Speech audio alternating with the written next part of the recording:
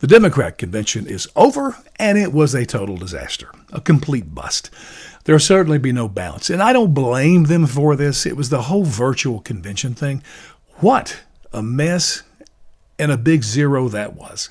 I remember, I love conventions. You know, the roll call, the crazy hats and weird dressing of people, but the excitement of it, and when they use their language from their state, and that's so exciting. It used to make me want to vote Democrat just when I would see that, until Republicans held theirs. Same thing, just excitement. That's the point, is to get people excited about your candidate and your party.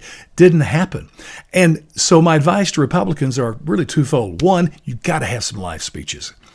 Keep the virtual to a minimum, and you got to have live speeches with live audiences. And you can protect them. You can even use technology to make it seem like maybe there's more people there than there actually is. I remember 20 years ago or so, I was a professional speaker, and I got together with about 20 others. And we scheduled a day, brought in professional lighting, video stuff, sound, and we also brought our family and friends. So we had an audience of about 200 people, and each of us did a 5-minute speech with crazy applause and laughter. It was great, so we could market ourselves. That was the point. It would have been dead without the audience. Same thing with this. Barack Obama's speech this week, it was fine. I mean, I certainly don't agree with it, but if he had done that with a crowd in a filled auditorium, it would have brought the house down. We won't even remember this. And a second bit of advice, Republicans need to focus not on personal attacks, which is all the Democrat convention was, but on policy differences between Trump and Biden-Obama. It's so easy to point out. Look at the foreign policy, the Iran, the Paris deals. They got us into them. Trump got us out. Thank goodness. You've got the whole global organizations, UN, NATO, the WHO, World Health Organization.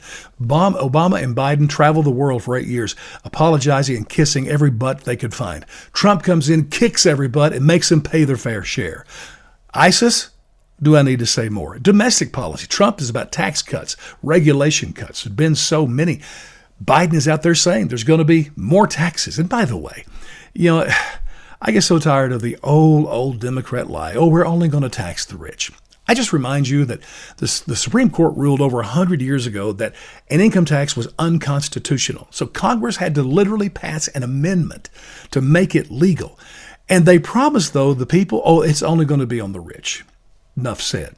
And by the way, on jobs, I'd focus only on the manufacturing sector. I challenge you to go investigate that yourself. It's incredible, the amount of jobs, manufacturing jobs, that came into being under Trump, and everybody said, no way would that happen.